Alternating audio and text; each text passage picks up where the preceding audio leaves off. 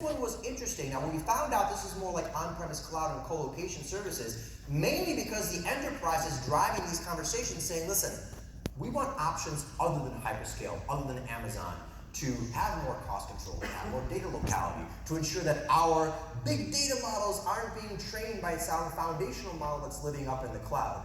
So the conversation is sort of starting to evolve where these organizations running generative AI, very expensive workloads, might want to work with your co-location partner or an on-premises cloud sooner rather than they might want to work with an Amazon or Google or a Meta.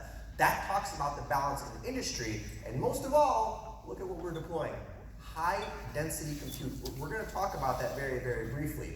Now, all of it to support this thing, the 500-pound GPT-generated gorilla in the room, which is AI implementation planning. Listen, if you're sick of it, I don't know what to tell you. This isn't a fad. This isn't like Zoom is going to take over our data centers because of the pandemic, or electric cars are going to create so much data that we can't handle it.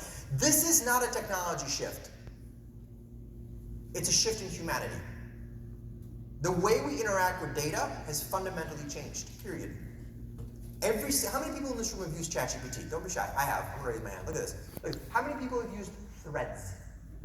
Yeah. So Threads, the Instagram app, right, was the only app to outpace 1 million active users. I think they did it in a couple hours, faster than ChatGPT.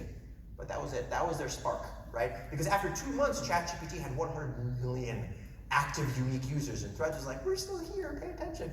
But that's the point of this. Now, every single one of you, if you used Google or Bing in the past couple months, you're users of generative AI. We've been conditioned, all of us, to enter in a search item into our favorite search engine, Alta Vista, Yahoo, Ask Jeeves if you're feeling feisty, maybe even Google, and we get a pretty, you like all those references? I know, just, all right.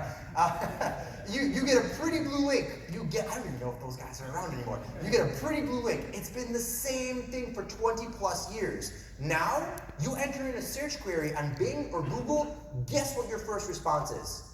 It's generative AI.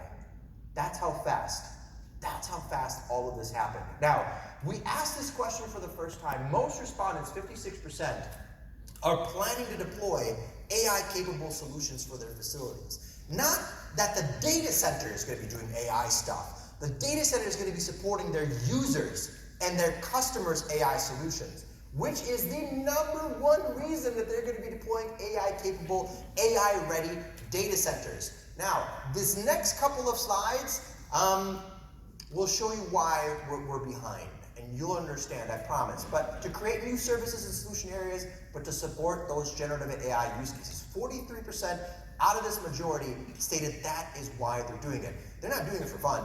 They're doing it because their customers are demanding it.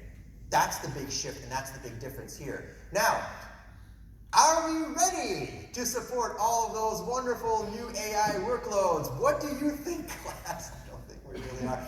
All right, so let's talk about rack density for a second.